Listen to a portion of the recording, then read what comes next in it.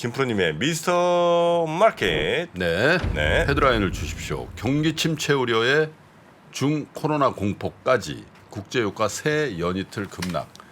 주가 빠지는 걸 뭐 많이 빠졌다고 그러실 필요가 없습니다. 지금 새해 들어서 이 제일 지금 공포에 시달리는 사람들은 유가 선물 산 사람들이에요. 박살나고 있습니다. 유가 선물이요? 네. 국제유가 선물 같은 거 투자하는 사람들 있잖아. 그 많이 안 떨어지지 않았어요? 차트 준비해놨습니다. 아 그래요? 또 한번 보여주세요. 네. 저게 뭐 많이 안 떨어졌다고 할 수 있을까요? 몇 분인데 지금? 1년 차트입니다. 네, 1년 차트인데 네. 하루에 저기 보시면 하루에 4.86 떨어졌잖아요. 퍼센트. 아 저거 많이 네. 떨어진 건가? 72불 때까지 떨어졌습니다. 72불? 어제. 네, 72불 때까지 72.84달러까지 하루에 5.3%가 떨어져가지고 이게 이제 선물이니까 네. 저게 이제 굉장히 큰 레버리지를 쓰는 상품이거든요. 그러니까 이제 굉장히 많이 떨어진 거고 그리고 새해 첫날인 그 전날에는 4.2%가 빠졌거든요. 그러니까 이틀 합치면 거의 8% 이상 빠진 거예요. 이틀에 네. 국제 유가가 예, 예. 이게 국제 유가가 뭐 개별 종목이 아니잖아요. 뭐 브렌트가 있고 뭐 WTI가 있고 두바이가 있지만 전 세계의 기름값이 하루에 이틀 걸쳐서 새해 들어서 8, 9%가 빠졌는데 많이 빠진 거죠. 그리고 한번 생각해 보십시오. 72달러면 이제 오늘 또 빠지면 60달러 선 가는 거예요. 맞아요. 우리가 130달러 간 뭐 그 부분 간 게 불과 몇 달 전 아닙니까? 예, 예. 근데 몇 달 만에 거의 반토막 난다는 얘기라고 이게. 그러니까 사실은 우리는 지금 뭐 이 코스닥이나 뭐 나스닥의 개별 종목들을 보고 있고 뭐 그 지수를 보고 있어서 야 주식이 좀 빠졌네 올랐네 많이 빠졌네 이러고 있지만은 이 경제를 구성하고 있는 굉장히 중요한 틀. 사실 그렇잖아요. 작년 내내 주식이 빠졌던 이유는 딱 한 가지 이유밖에 없습니다. 인플레이션과 그 인플레이션에 싸우려는 연준의 가열찬 노력. 네. 그러나 계획된 의도된 주가 하락이라는 거죠. 예.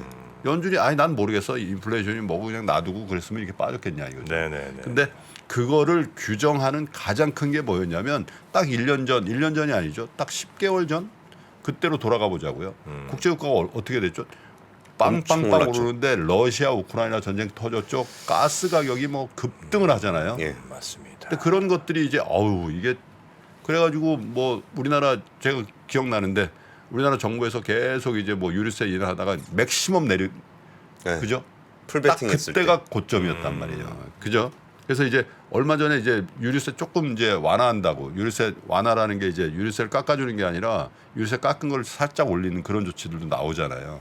그래서 이제 유가는 이제 굉장히 큰 변동성, 하락 변동성에 이제 노출이 돼 있는 상태. 물론 이제 앞으로 어떻게 될는지 모르죠. 이게 다시 뭐 러시아 우크라이나 전쟁이라든지 또 그 빈살만이 이래선 안 되죠 해서 또 푸틴한테 전화하고 뭐 네네네. 계속 올라갈 수도 있는데 그러기도 좀 어려운 게 워낙 그 올해 내내 경제에 대한 침체에 대한 우려가 있으니까 사실 제가 늘 말씀드립니다만은 WTI를 비롯한 이 국제 유가 선물은 실수요 플러스 투기적인 수요거든요. 예. 뭐야 어디 가요? 제가 앉을까요? 좀 배울 걸 배우세요. 좋습니다. 예. 저만 비춰주세요. 그래서 이 투기적인 매수세가 이제 이게 경기 침체가 오니까 이게 더 이상 내가 이걸 투자를 해서 먹을 게 없다라면 일단 숏을 친단 말이에요. 예. 그죠? 환매를 하고 숏을 치니까 그런 영향으로 연이틀 이제 8, 9%가 빠져버린 건데 여기다가 이제 푸틴이 글쎄 이 하늘이 푸틴의 편이 아닌 것 같다는 생각이 드는 게 유럽이 이렇게 따뜻하대네요. 유럽이. 그러게요. 그래서 가스를 잠궜는데 가스 가격이 더 빠져버리는 상황이 벌어진 예. 거예요. 그래서 예를 들면 진짜 유럽이 지금 한파가 오고 뭐 엄청 춥고 이랬으면은 오히려 푸틴의 그 어떤 그 대운이 들었다 이렇게 할 수도 있을 것 같은데 푸틴이 워낙 그 지금 운이 별로 안 좋은 것 같아요. 왜냐하면 유럽이 굉장히 따뜻하다. 전례 없는 따뜻한 유럽이다 이런 거잖아요. 그래서 두 가지 말씀을 드리겠습니다. 하나는 국제유가가 이렇게 60달러에 근접하거나 혹은 60달러 선 혹은 그 밑으로 가지는 않을 것 같습니다만 어쨌든 이 정도에 머무르는 기간이 길면 길어질수록 어떤 효과가 있냐? 아까 카시카리 같은 사람들의 목소리는 잦아들 겁니다.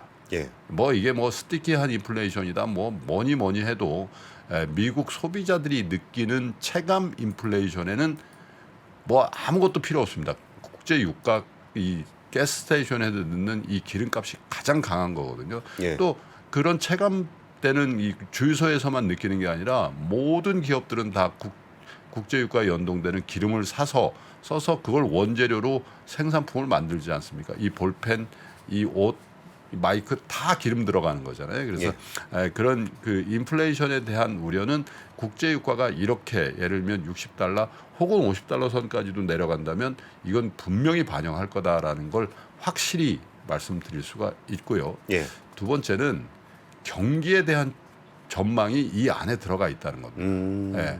국제 유가가 떨어진다고 인플레이션이 해소된다는 측면도 있으나 그것은 올해 전문가들이 예상하는 투자 전문가들이 예상하는 경기 침체의 골이 예. 어쩌면 더 클 수도 있다라는 걸 이 국제 유가가 매일매일 가격을 통해서 우리에게 시그널을 보내고 있다고 이렇게 생각하셔도 되는 거 아닌가 그런 생각이 좀 들었습니다. 그래서 사실 좋은 뉴스, 나쁜 뉴스의 양면이 있습니다만은 지금은 어쩌면 이 헤드라인에 나타나는 것처럼 경기 침체 우려의 국제 유가 연이틀 이 부분을 더 시장은 주목하고 있는 거 아닌가 그런 생각이 들지만 저는 사실은 오늘 뉴스 플로우 중에 가장 큰 거 예를 들면 연내 금리 인하 없다 이거는 반만 믿으셔도 되지 않겠나 국제 유가가 상징하는 거는 그런 뜻도 포함되어 있다 이렇게 해설을 해드리겠습니다. 저는 오히려 좀 얼마 전 김한진 박사님 편 다시 한번 보셨으면 좋겠다 싶은 게 김한진 박사님이 요즘 분위기라면 국제 유가에서 6을 볼 수도 있을 것 같다라는 말씀을 얼마 전에 하셨어요. 그러니까요. 근데 지금 72달러면은 거의 다 오늘 내려왔거든요. 6 갈 수도 있죠. 그러니까 오늘 볼 수도 있는 거잖아요. 네. 그런 부분들도 좀 인상적이었고 지금 유럽 따뜻하다는 얘기 주셔가지고 제가 기사 좀 찾아보니까 예. 이 BBC가 유럽 곳곳에서 1월 최고 기온을 잇따라 경신하고 있다. 근데 우리는 왜 이렇게 추운 거예요? 그러니까요. 근데 이게 온도가 정말 폴란드는 18.9도, 18.9도면 거의 뭐 반팔 입어도 되는 나요? 예, 그거 아니에요? 스페인은 25도. 스페인은 원래 좀 따뜻한 데긴 한데 진짜 덥네 여름이네. 그러니까 여름 7월 평균 기온하고 좀 비슷했대요. 체코 19.6도, 예. 리히텐슈타인 20도. 예. 뭐 이 정도 되면은 가스 잠근다 그래가지고 움찔할 만한 나라는 거의 없을 것 같기는 합니다. 가스를 틀어달라 그러겠네요. 에어컨 좀 틀어야 되니까. 스페인은. 그러네요. 자, 그래서 푸틴의 시절이 아닌 것 같다라는 생각이 들었다는 얘기를 드리면서 뉴스 3은 이렇게 정리를 하겠습니다. 본프로님 고맙습니다. 예, 감사합니다. 네. 안녕하세요. 저 김프로 김동환입니다. 올해도 많은 분들이 우리 청년들의 자립을 지원하기 위해서 3프로 다이어리를 구매해 주셨습니다. 그 따뜻한 마음에 저희가 보답하기 위해서 작은 성의를 준비했습니다. 다이어리를 구매해 주신 분들 중에 추첨을 통해서 김프로가 정말 소중하게 생각하는 그룹 NCT의 사인이 다 들어가 있는 앨범도 드리고요. 그리고 2프로와의 식사권, 정프로의 선글라스, 그리고 김효진 위원의 추천 도서 3권 등 다양한 선물을 추첨을 통해서 드릴 예정입니다. 여러 권 구매해 주시는 분들을 위해서 2024년도 다이어리에 여러분들의 이름을 조그맣게나마 새겨서 그 감사함을 기억하겠습니다. 이웃과 따뜻한 마음을 나누는 연말연시가 되길 기원하고요. 새해에도 큰 부자 되시기를 기원하겠습니다. 늘 감사드립니다.